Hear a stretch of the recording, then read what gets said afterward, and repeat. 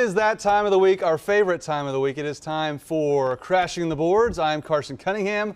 That is not Brian Keating. That is Damon Lane. Nope, I was over there for like a couple minutes ago. Now I'm sitting right here. So bring in the righty. I know. You're our man in the bullpen. Call the bullpen. Brian Keating has the night off, but you're the voice of the Thunder fan. I'm glad you're here because we had a big night, obviously, with Russell Westbrook, Kevin Durant, the All-Star Game reunion, and we had fireworks right off the bat. Oh, my goodness. Russell, Kevin, they combined for an alley-oop. What were your emotions like when you saw them combine and get back together? Well, you know, the whole arena was watching it. Steve Kerr put Russell in really, really early, and you kept waiting to hear, is Kevin Durant going to come out when Steve Kerr put Russell in?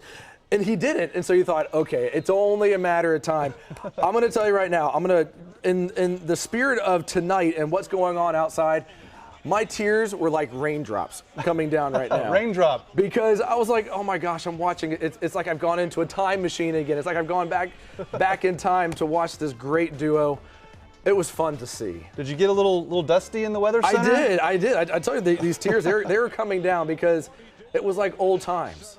It really was. And I thought Kevin had a nice little pass. He put it on a cupcake platter for Russell. No, I mean, it was pretty cool. You know, Steve Kerr has a way of diffusing these controversies. He does it with humor a lot. And you saw that they celebrated on the sideline. They made a big show of it. Like, hey, look, they can talk to each other. They can combine. But it was a little emotional because we had Kevin Durant, Russell Westbrook, and James Harden also on the floor. It was a Thunder reunion, so was a little misty for Thunder fans. Was days gone by, but it was good to see them bury the hatchet, if for just one play. Now, there was a lot of drama all week in All-Star Weekend. Russell wouldn't talk about Kevin. He talked about Fashion Week instead. Yep. Kevin was like, I'm not going to do anything. They kind of avoided each other. Just what were your thoughts on how they kind of interacted with each other, or not so much all week? You know, I saw the pictures that you posted on Twitter and on Facebook about how Kevin would go around like this right here. Yeah. You know what this reminded me of? This reminded me of your first girlfriend in high school, and you broke up, and you would try to avoid walking the same You'd map way out where you walk in school? So you know what? So I'm gonna say that it kind of reminded me, I don't know if you can see right there, a lot of squiggly lines, because that right there. Is that a map? Yeah, it's a map of how Kevin had to walk around Russ just to avoid him, because that's what it felt like to me. You could tell, you know that Kevin, it's getting to Kevin. It's getting to him. It's awkward, right? It is. And so, and again, we see it playing out live on TV here. Yeah, I like you had raindrops, you got squiggly lines. You have to draw a word yet. That's got to be a record on Crashing the Boards.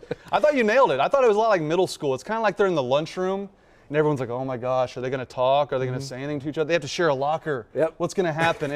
And really, the media, everyone watching was just kind of dissecting this like by the day. Will they talk? Will they say each other's name? It's kind of silly, but what's not silly is this is a real feud. Russell has real scars from this because Kevin didn't even call him. He sent him a text like, K-bye. If I got broken up with via text, I wouldn't show that girl the time of day either. So I don't blame Russell Westbrook at all for how he treated Kevin. Now, you can argue that he's being childish, whatever. He's not the one who broke up with Kevin. So it's kind of on Kevin to kind of bury the hatchet. Speaking of, you know, these guys are going to play each other for the next 5, 7, 10 years, the rest of their careers. Do you ever think they're going to make up, like fully? Like tonight, it was nice to see them share the floor. They actually spoke. They played basketball together once more. But do you ever think fully they will ever kind of get their relationship back in the right place? Well, you put the spotlight and said, have we ever had a Crashing the Boards where someone didn't write a word? So I didn't write a word. I have a broken heart right here. And this is why. Because this is always going to be an issue if Russell decides to stay in Oklahoma City for the rest of his career, then this is always going to haunt Kevin. So we very well could be talking about this 5, 6, 7 years ago or from now. If Russell decides to stay in Oklahoma City, this is always going to be brought up at every Oklahoma City versus Golden State game or every All-Star game where you see the two of these on the same floor. So really, do they ever make up? Maybe when they're old and gray and they're having like a reunion tour back at the peak. But if Russell stays in Oklahoma City, then this is going to haunt Kevin for the rest of his career. We saw, I think you're right, we saw a glimpse the last game Kevin came to Oklahoma City. Some real raw emotions there. You can tell Russell and the teammates do not respect his decision to join the Warriors. And I think had Kevin gone to any other team in the league, maybe except for LeBron's team, I think he would have gotten cheered. I don't think the boos would have been nearly as loud, but I think you're right. Eventually, time does heal all wounds, and I think you're right. It's going to be Russell with a walker. Yep. Kevin's going to get wheeled out in a wheelchair. They're going to be elderly by the time Russell gets over this. And I don't blame Russell, but eventually, people don't want to hear this right now. I know Thunder fans don't. Kevin will have his jersey retired. 35 will be up there next to 0. Then Thunder fans, Russell and Kevin too, can reminisce. There were some great times here, man. We got to go to the finals and watch them play.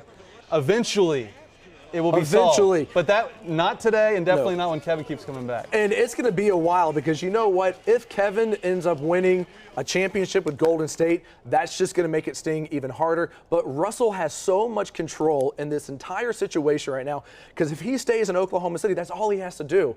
And the Thunder are still a pretty good team. There's still a couple tweaks they got to make along the way.